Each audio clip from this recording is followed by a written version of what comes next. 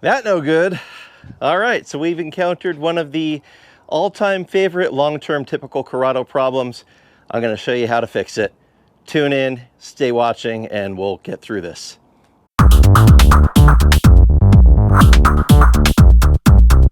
Yes, indeed. These love to break, and fortunately, it's a very well-known problem.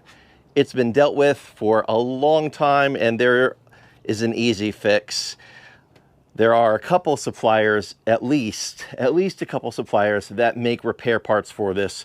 One of them is Phoenix Engineering. I believe that Autobahn Outer Works, gosh, I have a hard time pronouncing that name.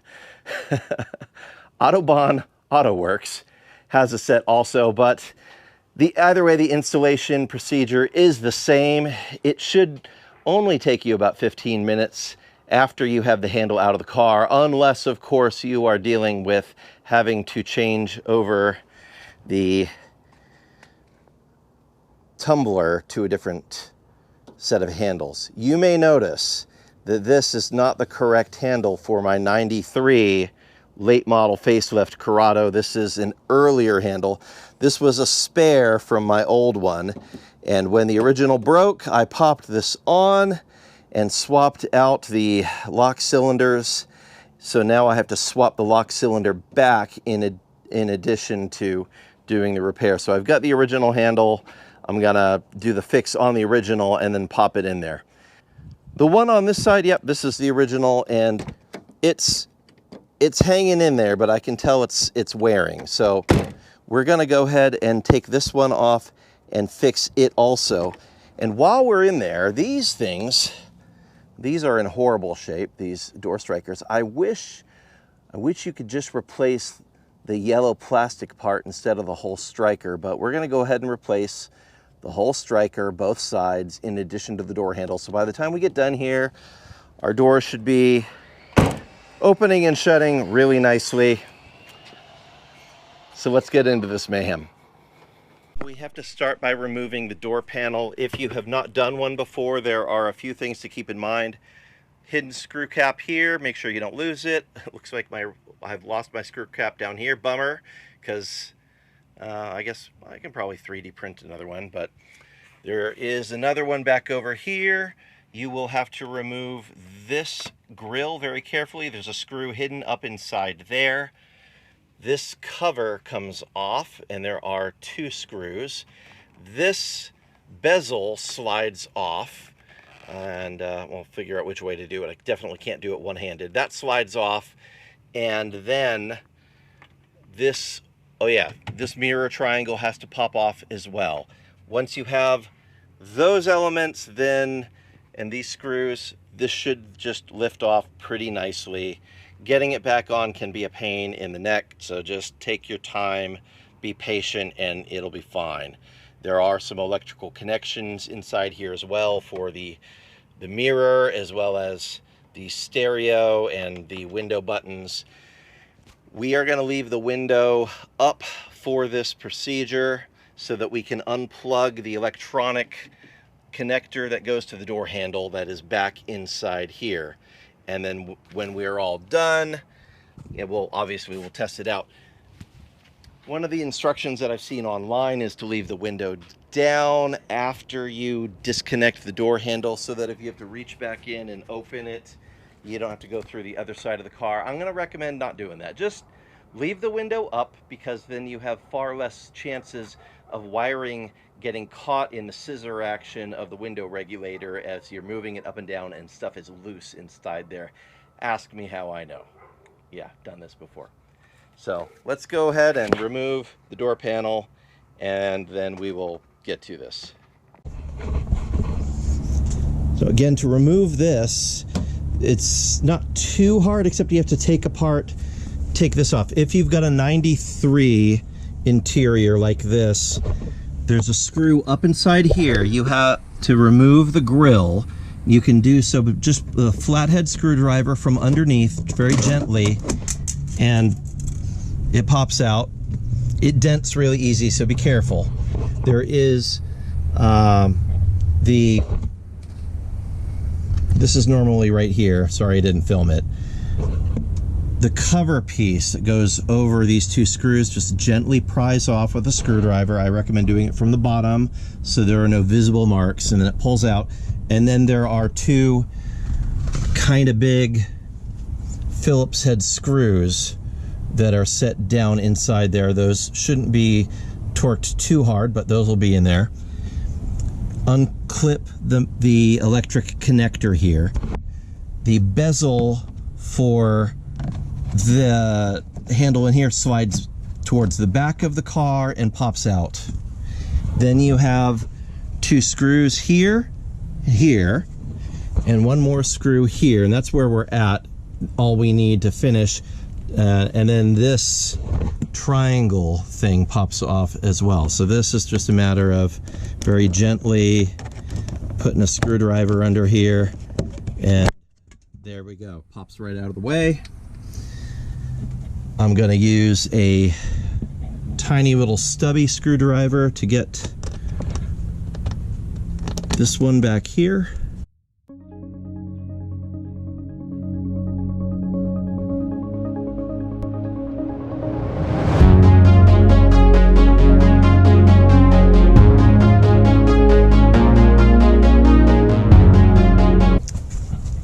And now just lift up from the bottom and everything should pop up.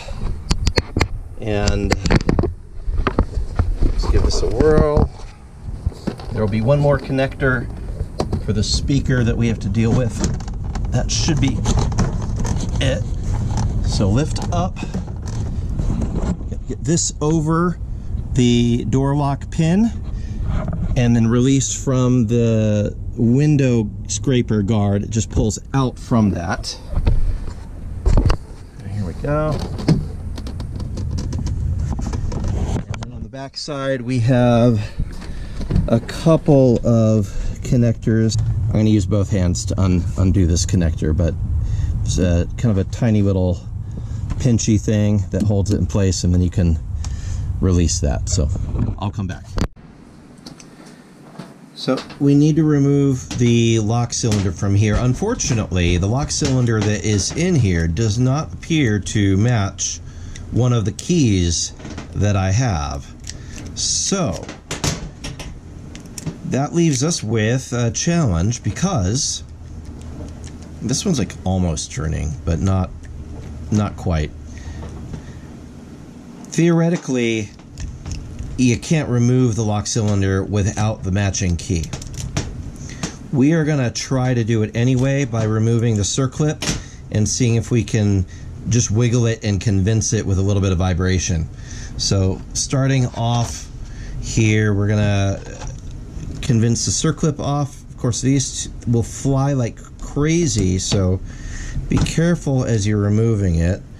I am going to try to maneuver it in such a way that it does not fly off into parts unknown. Keep my hand cupped around it as I am trying to convince it off of here. It looks like there is, oh, there's a little stopper block built in here, so it's very interesting. All right, so we're going to need to actually rotate this around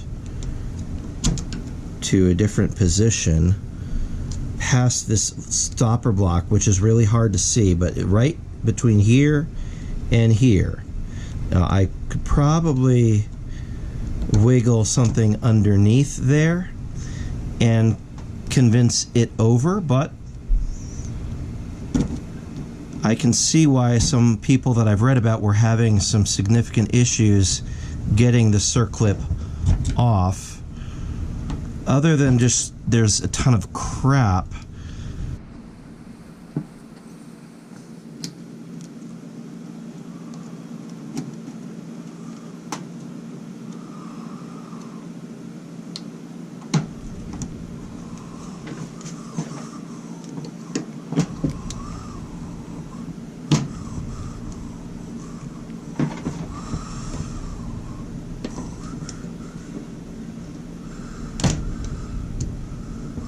Alright, got it over the stopper block. So So I was able to get a flathead screwdriver under the circlip where the stopper block is, and then at that point, okay, it comes releases. So I'm going to clean that up. Okay, so I got that off. I'm going to clean that circlip up quite a bit, as well as the surface here. But now, theoretically, we should be able to remove this turning part. There we go. I want to keep an eye on where the pins go. There are pins in there for the springs. So keep very close look on where the springs go, so that when I put it back together, it goes back the same way. So that pin is going against both of those sections there. And that's all going to get clean.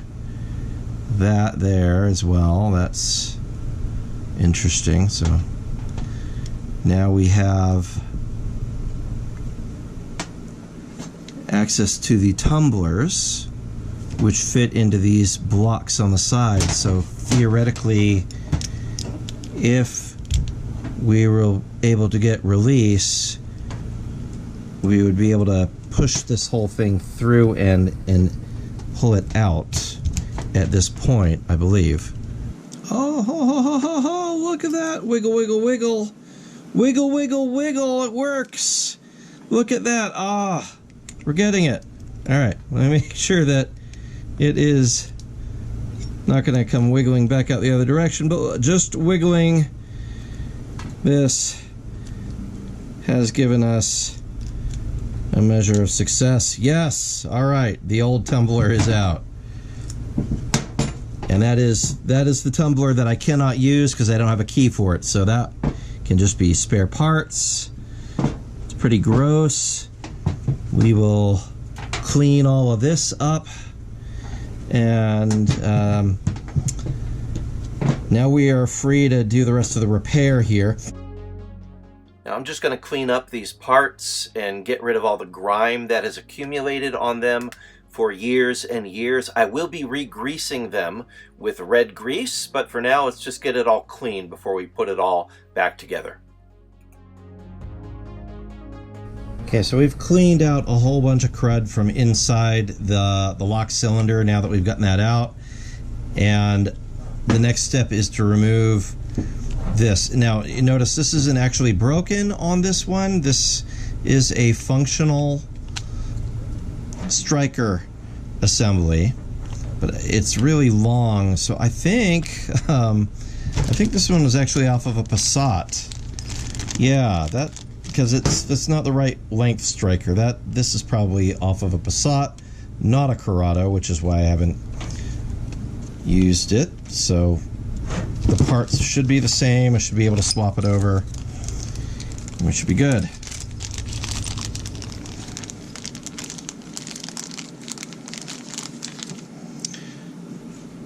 This is the one that goes on this side. What we have to do is remove the locating pin that is inside here. You can use a small screw extractor or a drill bit at very slow speed, and that will come out. So I'm going to go ahead and put a little penetrating lube down in it just to help it, and then we'll pull that out of there.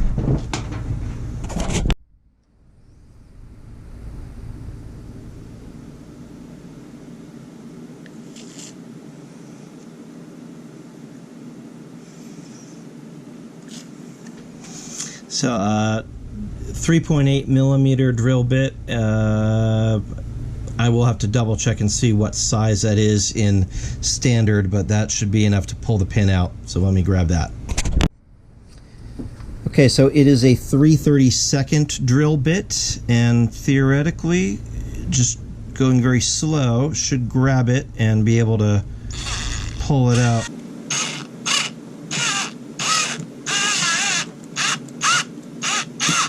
Oh, there we go.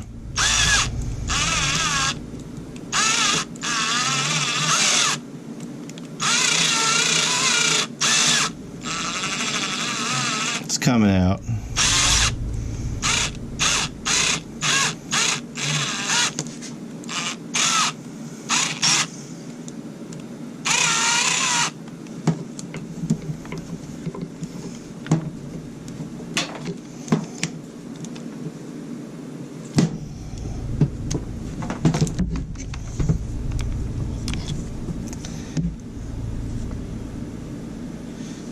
little more lube.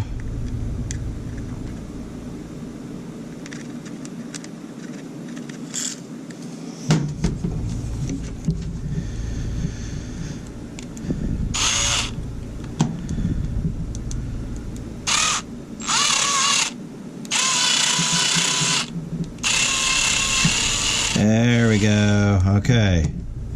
Old pin is out.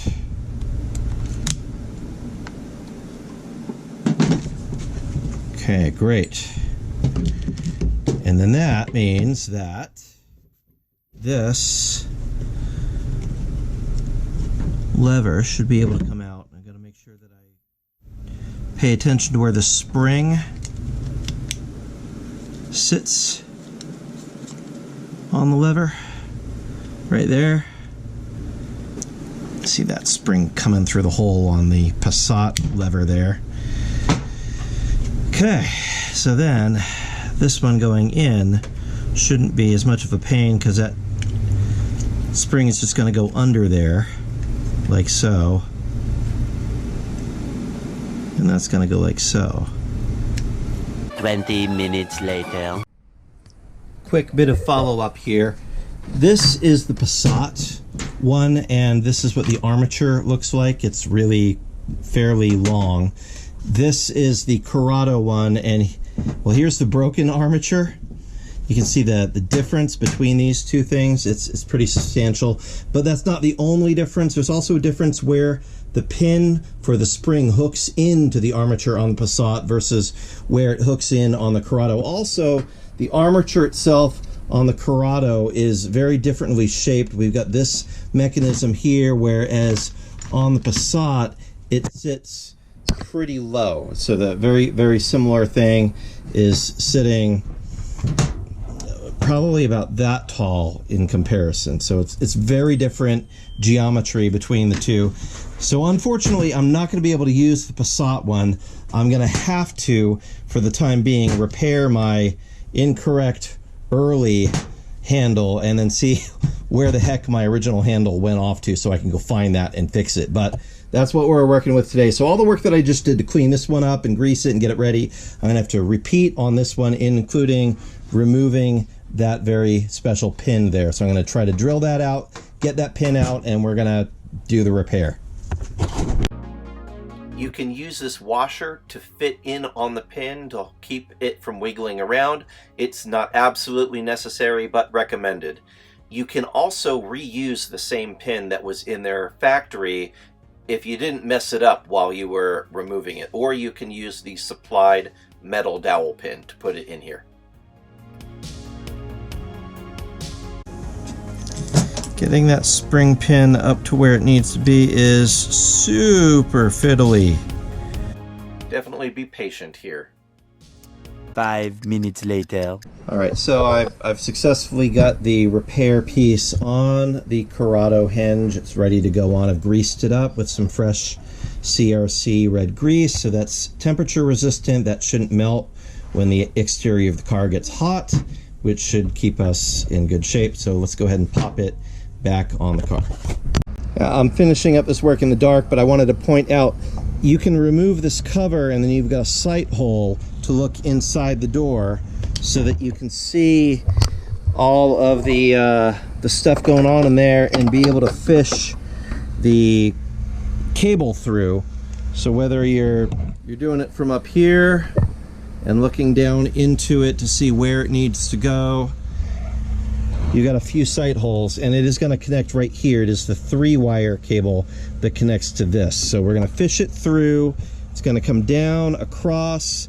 It's supposed to go through a connector that plugs in right here. Well, not a connector, a cable organizer that plugs in here and then lands out here. So I'm not going to film that because I need both hands to make it happen, but that's the deal. We're going to fish that sucker through and get it in. Of course, we're going to use some blue Loctite on here. Once you have inserted this handle on there, driver's side, we do not need Kung Fu Voodoo Monkey Death Grip level of strength. However, you do need to keep the door handle pushed back toward the door as you're doing this, and I need both hands to manage this. So I'll just point out that this slides and it needs to be back toward the door. So hold it with one hand, tighten with the other, and we should be good there. Okay. Guten tight. All right, that's good. Now we can fish this through where it needs to be. You can see down inside here, maybe, there is a little device that it needs to be secured to keep it from flopping around and getting caught in the window. So we're going to try to snag that with some needle nose pliers, get it run where it needs to be.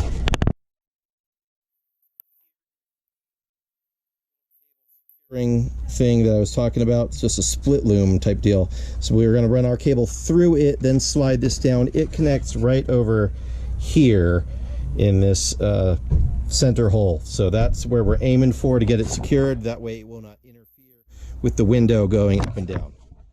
5 minutes later. We've got it fished through. We got the connector back in place where it needs to be. It's out of the way of the window. It's not interfering. We can test it here. The door handle is working, so great success. Job well done. I'm going to put the rest of this back together. It's reverse of taking it apart, and it should go together really well. The other thing I'm going to do is grease this up as well so that it's nice and lubricated. But we should be good to go for a while until I find my original factory hinge or handle that has the proper raised outline here, not like the early one, and then I get that swapped across. But at least we're functional, so great. 20 minutes later. And great success. Look at that. I even replaced that. Everything is all greased up, put back together the way it ought to be. Looks great. And